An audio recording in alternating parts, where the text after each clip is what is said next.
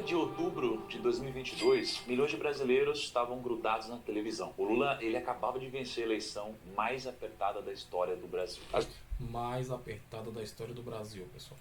Justiça Eleitoral acaba de confirmar a vitória de Luiz Inácio Lula da Silva, do PT. 50,9% contra 49,1%. E enquanto milhares de pessoas comemoravam nas ruas, outras simplesmente entraram em pânico. Todos se perguntavam a mesma coisa. Será que o Lula vai conseguir repetir os mesmos feitos dos mandatos anteriores? Será que o Brasil vai voltar a ser uma economia pujante? Ou será que essa vitória era o começo do fim do país? E é exatamente sobre isso que eu vou falar no vídeo de hoje. A ideia desse vídeo é extremamente difícil, mas eu vou me esforçar para resumir em 13 minutos o que aconteceu nesses últimos 3 anos de governo Lula. As vitórias, as derrotas, os números reais e, principalmente, como todos esses acontecimentos podem afetar o seu bolso e os seus investimentos. Para começar, eu preciso te levar para o dia 2 de janeiro de 2023, primeiro dia útil do governo Lula. O Fernando Haddad, que tinha assumido o Ministério da Fazenda há literalmente 48 horas, publicou um decreto às pressas. Sabe o que o decreto fazia? Ele revertia uma redução de impostos que o governo anterior tinha feito nos últimos suspiros de 2022. As alíquotas de PIS... Enfiando imposto na gente. Foi isso. Aumentando imposto. Voltaram de 0,33% para 0,65% e de 2% para 4%. É o típico deles, né? Meter imposto na população. E tem quem defende, o que é pior.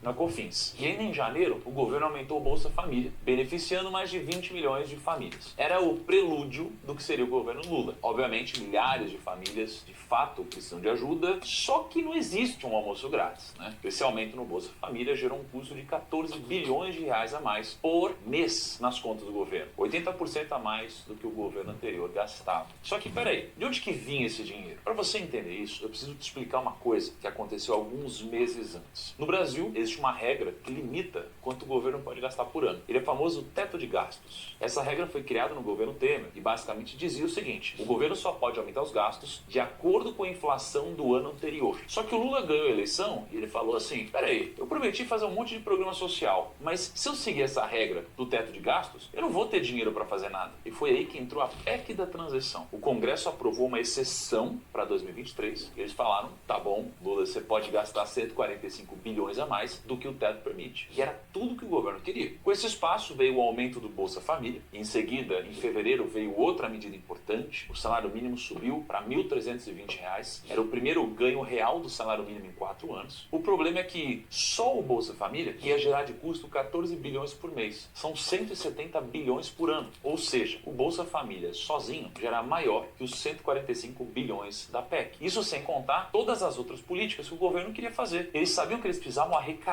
mais. E qual é a forma mais rápida de arrecadar mais? Aumentando impostos. E logo depois, em março, o Haddad anunciou o arcabouço fiscal. Lembra do teto de gastos que eu mencionei antes? Pois é, o arcabouço surgiu para substituir o teto de gastos. A ideia era a seguinte: ao invés de limitar os gastos pela inflação, o governo podia aumentar os gastos até 2,5% acima da inflação todo ano. E em maio, a Câmara aprovou o arcabouço fiscal. E um mês depois, em junho, o Senado também aprovou. Foi uma vitória enorme para o Lula e para o Haddad. Só que o Senado fez algumas modificações no texto. E quando isso acontece, o projeto precisa voltar para a Câmara aprovar essas mudanças. Mas a essa altura, o governo já estava comemorando porque sabia que ia passar. E enquanto todo esse rolo acontecia, uma outra coisa bem relevante estava rodando ao mesmo tempo: a reforma tributária. Para vocês terem uma noção da importância da reforma, ela estava em discussão há 30 anos no Congresso. Todos os presidentes tentaram. A FHC tentou, o Lula tentou no segundo mandato, a Dilma tentou, o Temer tentou, o Bolsonaro tentou. E ninguém conseguiu. E aí, no primeiro ano do terceiro mandato do Lula, o Congresso finalmente aprovou a reforma tributária. Basicamente, o sistema tributário brasileiro é uma bagunça completa. Hoje a gente tem 5 impostos diferentes. Tudo questão de interesse, né? Vocês vão ver o que eles vão falar. Sobre consumo: PIS, COFINS, ICMS, ISS e IPI. Cada um com as suas regras, as suas exceções, as suas alíquotas, que são diferentes por estado. É tão complicado que empresas gastam bilhões todo ano só para calcular quanto que elas precisam gastar de imposto. E a ideia da reforma era acabar com esses 5 impostos e criar 2. O CBS, a Contribuição sobre Bens e Serviços, que é federal, e o IBS, o Imposto sobre Bens e Serviços, estadual e municipal. Esses 2 impostos vão funcionar no modelo IVA, que significa Imposto sobre Valor Agregado, por mais que facilite Selic, o sistema tributário ele tem um problema. O IVA provavelmente vai ficar em 28%. Isso pode fazer do Brasil o país com a maior carga tributária sobre o consumo do mundo. No segundo semestre, o Banco Central cortou a Selic de 13,75% para 13,25%, e era o primeiro corte em 3 anos. O governo lançou o novo PAC, que é o Programa de Aceleração do Crescimento, com a promessa de investir 1,7 trilhão até 2026. Em agosto, o Lula sancionou o arcabouço fiscal. O teto de gastos tinha oficialmente acabado. E aí depois vieram mais cortes na Selic, caiu até 11,75%, e no final de 2023, a reforma tributária foi aprovada no Senado. Em dezembro, ela foi promulgada, oficialmente aprovada, algo histórico no Brasil. Em novembro foi aprovada a taxação de fundos exclusivos e offshores, e no finalzinho do ano foi aprovada a taxação sobre subvenções de ICMS. Tudo isso para tentar arrecadar mais e cumprir a meta fiscal. Até porque o governo tinha dito no começo do mandato que ia terminar 2023 com um déficit zero, ou seja, sem gastar mais do que se arrecada. E bom, como que 2023 terminou? O PIB cresceu 3,2%, um pouco acima do ano anterior. O desemprego caiu para 7,8%. 8,7 milhões de pessoas saíram da pobreza, segundo o IBGE.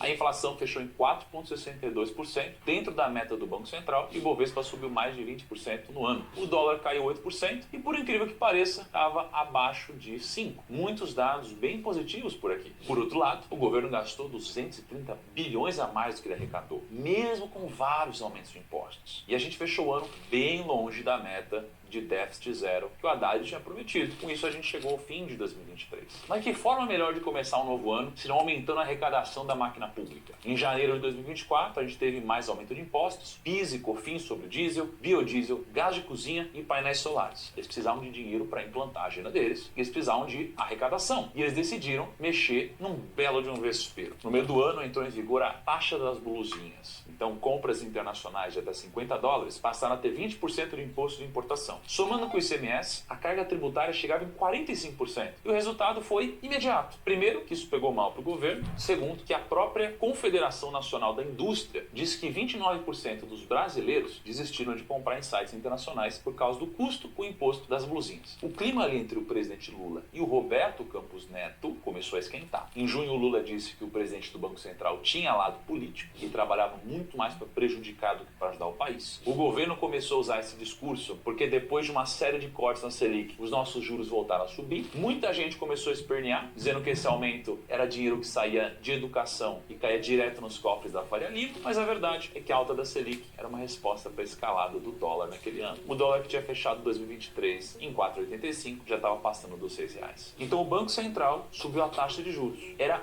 mais uma derrota para o governo. Uma Selic mais alta significa uma economia mais travada, pessoas consumindo menos, empresários contratando menos. Nenhum governante quer isso. Só que os dias do Roberto Campos Neto estavam contados. Ele foi indicado pelo Bolsonaro em 2019 e só ficaria como presidente até 1 de janeiro de 2025. No final de 2024, Lula e o Haddad anunciaram um sucessor do Campos Neto, que é o Gabriel Galípolo, e todo mundo esperava que o Galípolo tivesse uma política monetária um pouco mais flexível. Mas ao invés disso, ele acelerou a alta dos juros e a Selic subiu até 15% em junho, a maior taxa em quase 20 anos. E por quê? Porque a inflação tinha furado o teto da meta. Como de costume, todo ano que a inflação fica acima da meta, o Banco Central emite uma carta aberta explicando tudo que impediu o Brasil de controlar melhor a inflação. E nessa carta, o BC explicou que o IPCA fechou 2024 em 4,83%, acima do teto de 4,5%, por causa de 3 coisas. Primeiro, preço de alimento que explodiu, principalmente carne e café. Segundo, o dólar que disparou, isso refletiu na economia. E terceiro, o mercado de trabalho estava aquecido, isso pressionou salários e consumo. Afinal de contas, o desemprego estava no menor valor da história. Esse foi o ano de 2024 do Lula, o seu segundo ano de mandato. O PIB continuava crescendo mais de 3% e o desemprego estava nas mínimas. Mas foi um ano com um pouco mais de derrotas. A taxa das blusinhas prejudicou o consumo e a popularidade, a Selic voltou a subir, o dólar disparou, a inflação estourou a meta e o pior de tudo, o déficit primário foi de 68 bilhões. Mas nada, absolutamente nada, se compara ao que aconteceu no dia 18 de dezembro de 2024. Naquele dia, o dólar atingiu R$ 6,26, máxima histórica. O Banco Central teve que fazer a maior intervenção cambial em 25 anos. A gente vendeu bilhões de dólares para conter a desvalorização do real. Inclusive, foi a moeda que mais se desvalorizou no mundo naquele ano. Enquanto isso, o Ibovespa derretia mais de 10%. Esse era o cenário do fim de 2024 e início de 2025. E eis que a gente chega no terceiro ano. Os marinheiros, eles costumam dizer que depois da tempestade vem a calmaria. Mas no Brasil, meu amigo, esse ditado nunca funcionou. Logo no comecinho do ano, o governo publicou a Instrução Normativa 2219. Ela dizia que as transações acima de 5 mil mensais via Pix ou cartão de crédito teriam que ser monitoradas pela Receita. A ideia, segundo o governo, era combater a sonegação de imposto. Só que a oposição interpretou de outra forma. Querem controlar o seu dinheiro. A história toda de controle se espalhou, tinha vídeo com milhões de views rodando por aí, o pânico tomou conta, o Haddad gravou vídeos desesperado tentando desmentir essa história toda, mas era tarde demais, o estrago estava feito. E no mesmo mês, o governo recuou completamente e revogou a norma. Em março, para surpresa de 0 pessoas, veio mais um pacote de aumento de imposto. Até que em maio, um grupo de políticos da oposição publicou um manifesto que dizia o seguinte: desde que assumiu em 2023, o Lula criou ou elevou o imposto 24 vezes, um a cada 34 dias. E aí o manifesto viralizou, foi parar em todos os jornais. Um a cada 34 dias. Umas semanas depois a lista foi atualizada. Eram 27 impostos. A pergunta que eu te faço é: você sabia que o próprio Lula tem investimentos que pagam o mínimo possível de imposto? Só para vocês terem uma ideia, quando ele foi candidato em 2022, ele declarou um patrimônio de 6 milhões. E por volta de 5,5 estavam em VGBL, que é o Vida Gerador de Benefício Livre, que é um tipo de previdência privada. A previdência é considerada um seguro. Por isso, a alíquota de imposto de renda que ele pagava sobre esses investimentos pode chegar até 10%, caso ele invista por mais de 10 anos, o que é extremamente provável. E além de pagar menos imposto, você ainda tem uma série de outros benefícios.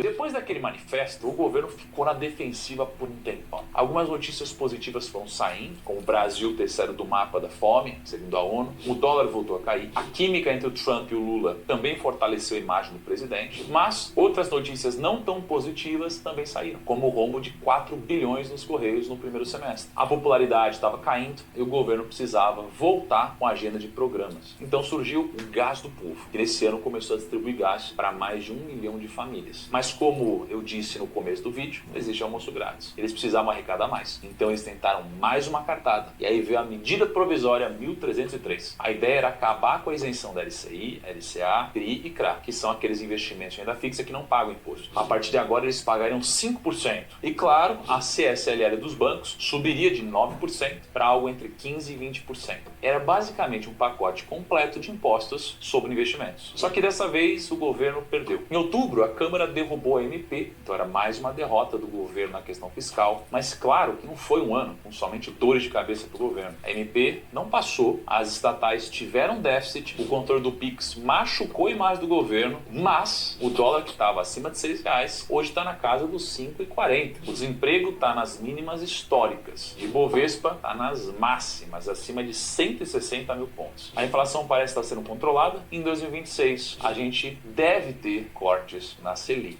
Enfim, queria deixar claro que é praticamente impossível resumir em 13 minutos tudo que o governo fez durante 3 anos. Com certeza tiveram pontos positivos e negativos que ficaram de fora, e por isso eu queria saber de você. O que você achou desses últimos anos do governo até aqui? Ano que vem é um ano de eleições. Deixa aqui nos comentários, um grande abraço, até a próxima e tchau. E aí, pessoal, o que vocês acham desses 3 anos do governo aí?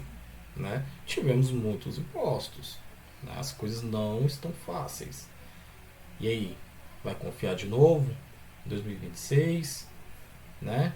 Ou vai votar em outra pessoa, em alguma outra proposta, né? Deixa aqui nos comentários, se inscreve no canal, tá? E o link do vídeo original também está na descrição, tá? Como crédito. Valeu, pessoal!